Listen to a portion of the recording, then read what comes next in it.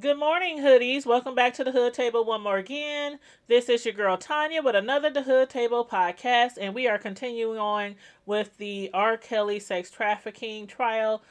This is day 7 that we're going to be speaking about, and we are going to be speaking about a third accuser and witness who is testifying in New York at the R. Kelly sex trafficking trial. Now, on your way in, make sure you please like and share the video and subscribe to the Hood Table. If you're not already subscribed, please and thank you. Now, as I always mention at the beginning of my show, for those who don't know, R. Kelly is facing a multitude of charges from sex trafficking to forced labor, racketeering, sexual exploitation of children, and kidnapping. And today we are going to go over what we have come to find out from day 7 of the R. Kelly trial. A third accuser and witness testified that when she was 17 years old, she endured a 6-month sexual relationship with R. Kelly, where she was often humiliated, degraded, and terrorized by the star. So let's discuss this witness today. One of Stephanie's memories, and Stephanie is the name that she's going by, one of her memories of R. Kelly was when she and him were out to eat with 2 rappers. While at dinner, R. Kelly stated how much he loved young girls, but he didn't understand what the big fuss with everyone was all about. Kelly even stated, "Even look at Jerry Lewis. Jerry Lewis, he's a genius, and I'm a genius. We should be allowed to do what we want. Look at what we give to the world." And for those of y'all who do not know, Jerry Lewis was also a famous musician who married his 13-year-old cousin. Now, Stephanie, who took the stand the other day, described her relationship with R. Kelly to the courts. And from what I gathered, Kelly comes off as having what I would call a Jekyll and Hyde personality. And I swear that's one of the things the ladies on the Lifetime Surviving R. Kelly series said about him as well. If not the same, it was something very similar. But yeah, to me, it's either a Jekyll and Hyde personality or possibly even bipolar disorder.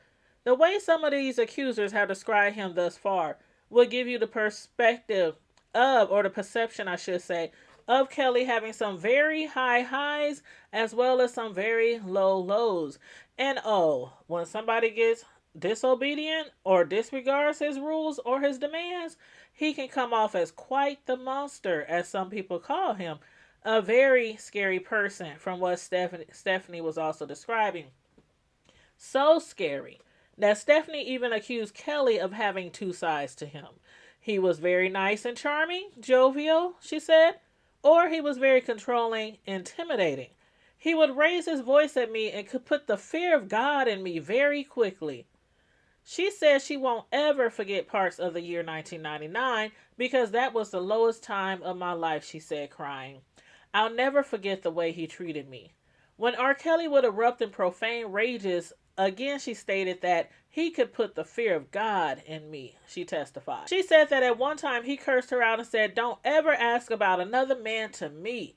He erupted in that manner after she asked him the whereabouts of one of the people in his circle. Stephanie, 39 years old, met R. Kelly in 1999. She had a 6-month-long relationship with the king of R&B. She is now a wife and a mother who lives in Chicago. The reason why she sought out the singer in Chicago in 1999 was to help out a friend with their musical career, she said.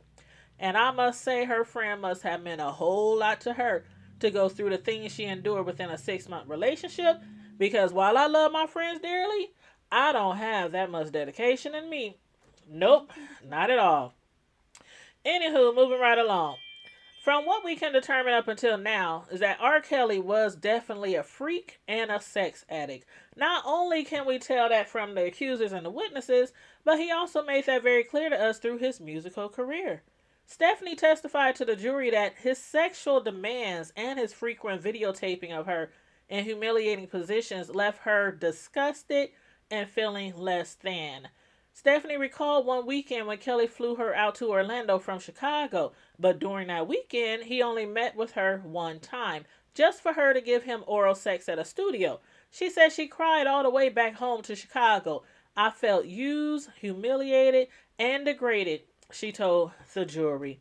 And on another occasion, Stephanie claims that R. Kelly had her give him oral sex in his SUV while other people were riding along with them in the vehicle.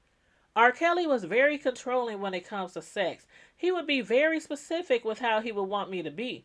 He would put me in positions he would want me to be in, she said.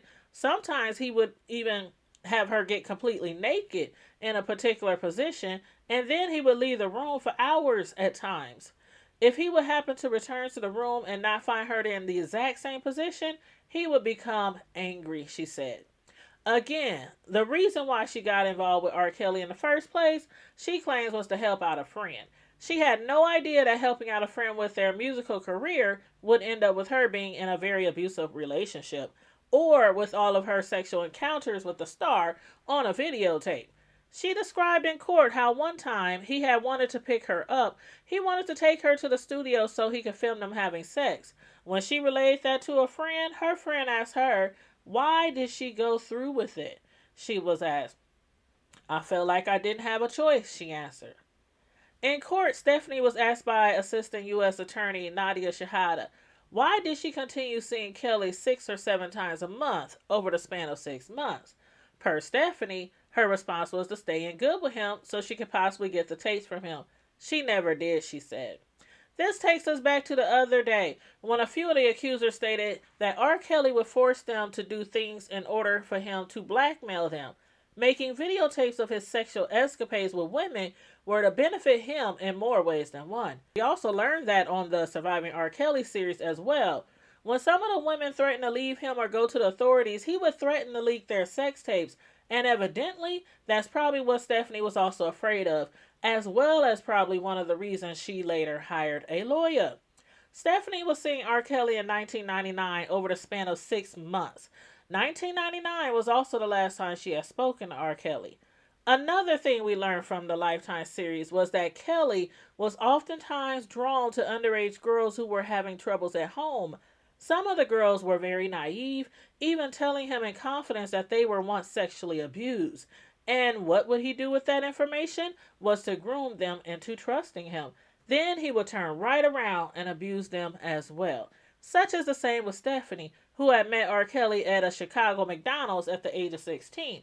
R. Kelly had an employee hand her his phone number, which she tossed away. But then 1 year later, when her friend Catherine needed help with her musical aspirations, Stephanie thought that she could possibly help her. Kelly was shopping at a Nike store near a barista downtown where Stephanie worked, so she figured it was as good a time as any to seek him out to hopefully get an audition for her friend. During the time her friend was trying to get her career off the ground, Stephanie was also dealing with low self-esteem. This was due to not only experiencing sexual trauma from a family member, but also from men on the street and a previous boss. She was at the hardest point in my life, she said. After seeking out the singer, she asked him about her friend auditioning for him. He said, yeah, that he could arrange that, but also he liked to get to know me, she said. And also that he likes to cuddle, and would I be okay with that? When invited to R. Kelly's studio after speaking to him for a while, he also requested that she refer to him as Daddy. During her first visit to the studio was when he also, for the first time, initiated sex with her, she told the jury.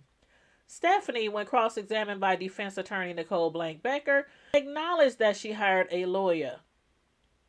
Some of you might recall Gloria Allred, who has represented several accusers of R. Kelly. Stephanie on the stand claimed Kelly was never physically abusive towards her. And when asked by Becker, were you intimate by choice? She said that she had sex with Kelly more than 15 times. We were intimate because I wanted to do what I needed to do to help Catherine, Stephanie testified. And that is what we got from day 7 of the R. Kelly sex trafficking trial. I will come at you guys with another podcast as soon as I get more information on this trial. I do know today that per the judge, they did take off today and they are going to pick back up Monday with more testimony from more witnesses.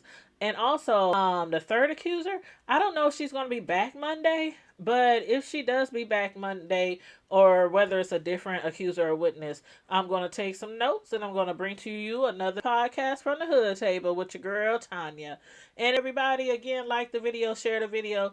Also, make sure you subscribe to the Hood Table if you're not already subscribed, and follow us on our other platforms. Our backup YouTube channel is the Hood Table 402. We are also on Twitter, IG, Facebook, Snapchat, and TikTok. And don't forget, we have our own website, thehoodtable.com, and you can become a member over there and or subscribe to receive a monthly newsletter from me that I send out around the first of the month every month. And also on our The Hood Table YouTube channel, our main channel, you can also become a member over there for only $1.99 per month on YouTube. Only $1.99.